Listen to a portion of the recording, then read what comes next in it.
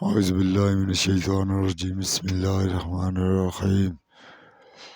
اور تمہارا رب بے نیاز ہے، رحمت والا، اگر وہ چاہے تو تمہیں لے جائے، ہلاک کر دے، اور جس کو چاہے تمہارے بعد جانشین کر دے، جسے اس نے تمہیں پیدا کیا اولاد سے ایک دوسری قوم کی۔ بے شک جس کا تم سے وعدہ کیا جاتا ہے وہ ضرور آنے والی ہے، اور تم عاجز کرنے والے نہیں۔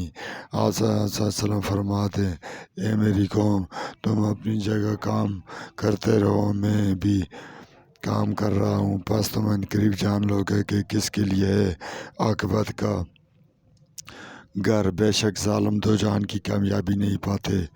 اور اللہ نے جو کھیتی اور مویشی پیدا کیے، اس سے انہوں نے ٹھہرایا اللہ کے لیے ایک ایسا، پس انہوں نے اپنے خیال میں کہا یہ اللہ کے لیے ہے اور یہ ہمارے شریکوں کے لیے ہے، پس جو ان کے شریکوں کے لیے ہے تو وہ نہیں پہچانتا اللہ کو، اور جو اللہ کے لیے ہے ان کے شریکوں کو پہنچ جاتا ہے۔